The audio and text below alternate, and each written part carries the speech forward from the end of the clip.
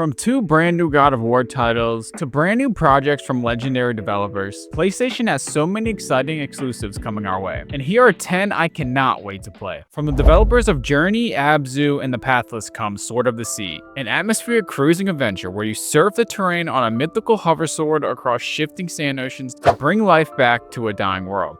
I've been intrigued by this since I first saw the trailer. I missed out on games like Steep, but I did play a lot of Skate 3 growing up, where I literally just free roam like 90% of the time. And I have a feeling this will scratch that itch of exploration and immersion while riding. The game blends skateboarding, snowboarding, and surfing mechanics all together on your hoversword. What excites me the most is the ability to battle with your board while the world unfolds through visuals, music, and exploration. No text or dialogue at all. This releases August 19th. Lost Soul Aside is finally arriving after nearly a decade since the trailer was first released, and over 11 years since the game began development. What started as a solo project transformed into a cinematic Devil May Cry style action RPG. You have to fight your way through this world and surf dimensional realms, all to rescue your sister. The vibes to me feel like a combination of Stellar Blade and like Final Fantasy. It will feature fast combo-based combat, seamless mid-combo weapon switching, cinematic boss fights, and traversal powered by your dragon companion Arena, which makes the game very unique compared to other titles. This will finally release on August 29th. Next, we have Ghost of Yotei, who just had a massive showcase the other day highlighting multiple new features, including an expanded arsenal, multiple cinematic modes, and a new dynamic quest structure. In this sequel to Ghost of Tsushima, you play as Atsu, a vengeance-seeking Ronin in 1603 Hokkaido, hunting down 6 rogue outlaws in any order you choose, all while building your own legend. These 6 outlaws murdered your family, and that is kind of the basis of the story. And if you didn't play Ghost of Tsushima, this is pretty much a third-person action adventure with melee and stealth. You can expect traversal through mountains, snowfields, campsites, and layered combat.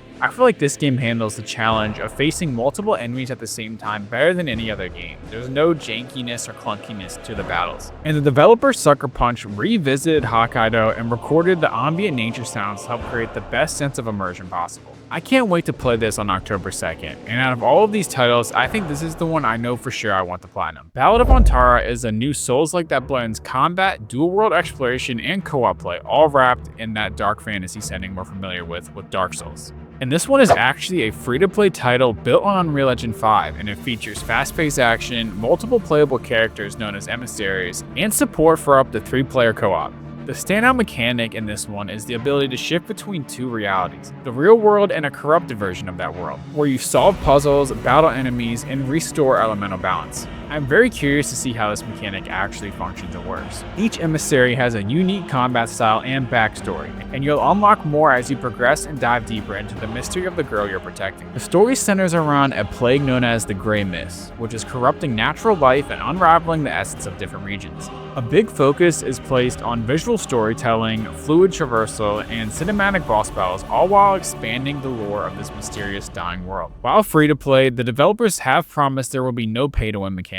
The game is slated to release in late 2025. This next one I just felt like it's never coming out. It released on mobile in China last year, but still hasn't dropped worldwide. But trailers caught my attention immediately. Where Winds Meet, an open-world action RPG set in 10th century China, blending beautiful visuals, that martial arts combat, and RPG elements. He plays a customizable swordsman who you can explore over 20 regions with, which sounds like a lot. Combat is fluid and strategic, and you are able to switch between swords, spears, dual blades, bows, and even Tai Chi moves. There's also master encounters, martial arts, and weapon combos. The combat in this game sounds incredible. The game features both solo and co-op modes up to 4 players in campaign and up to 10 in online sessions. It also has PvP, guilds, raids, and open bounty systems. The story will include political unrest, faction choices like Doctor, Merchant, and Assassin, and decisions that have huge impact on the story. This game is also slated for sometime this year, but playtests are actually taking place at the end of this month, and it already released on mobile and in China, so I imagine this game is very well along and will be coming very soon. This next one dropped one of the best cinematic trailers I've seen in a long time, and I believe it is what actually closed PlayStation's last state of play,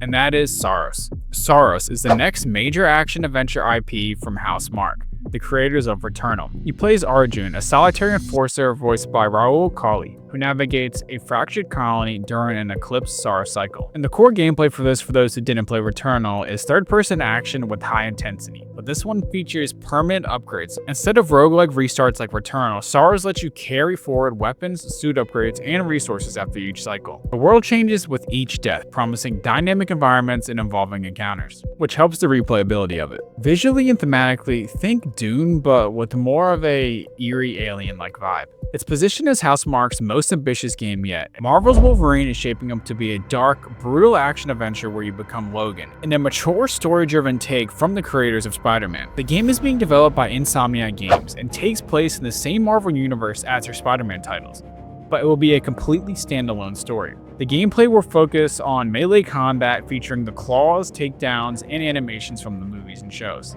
Ideally, it plays a little bit like God of War in The Last of Us, where your character is extremely overpowered, but there's also a strong dark story taking place in the background. And the teaser itself even shows gritty bar scenes with the fictional Marvel locations known for lawlessness, setting the stage for a much darker tone compared to Spider-Man. And developers have also luckily claimed that this is a full-size game and not a short spin-off like some of their other Spider-Man titles, which will have a big focus on the narrative of the story, violence, and Logan's internal struggles. And unfortunately, the development of this has faced multiple delays, partly due to a major ransomware leak at Insomniac Games in late 2023. And there's also been some leadership shifts, but the game is in full production once again. There's no official release date yet, but industry insiders and leaks suggest 2026 is likely, given where the game is currently at in the development cycle. Intergalactic marks Naughty Dog's big bold leap from The Last of Us and Uncharted. It's a retro, futuristic, faith-driven sci-fi epic where isolation, mystery, and player freedom take center stage. You play as Jordan, who's voiced by Tati Gabrielle, a hardened bounty hunter who's stranded on the planet Semperia, long lost from Earth and full of dangerous secrets. Your mission is to unravel its mysteries and escape. The game is built around third-person action-adventure combat, blending melee sword fights, gunplay, ship controls, and cinematic environmental storytelling reminiscent of Uncharted, but with a deeper RPG twist, which is bringing over elements from The Last of Us. And the creative director Neil Druckmann has stepped away from making The Last of Us TV show, and he also canceled a Last of Us Online title that was set to release a few years ago. He was heavily inspired by Elden Ring when he was making this title, and is leaning into that player-driven exploration, environmental storytelling, and limited narrative handholding, encouraging organic discovery rather than guided plot,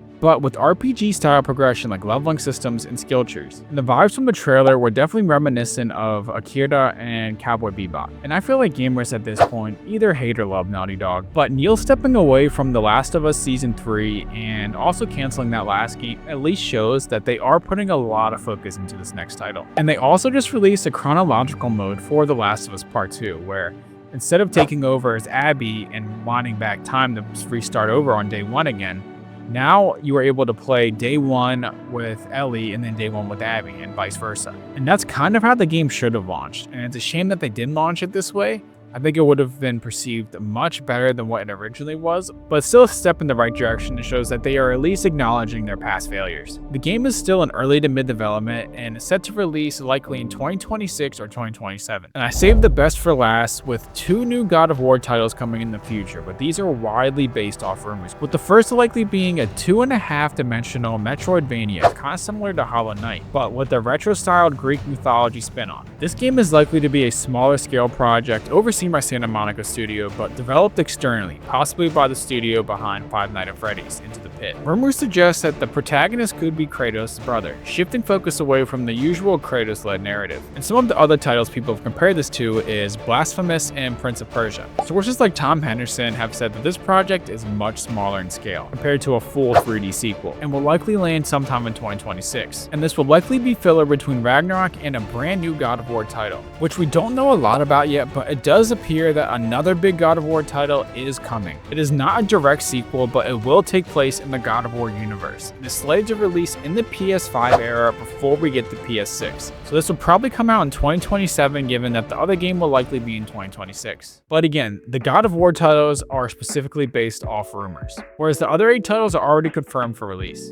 Alright guys, thanks for watching. Those are the top 10 titles I'm most excited for PS5 exclusives. Let me know down below which one you're most excited for. If you enjoyed the video, be sure to leave a thumbs up and check out the channel. I make reviews, top 10 lists like this, and gaming documentaries. So yeah, that's it. Peace.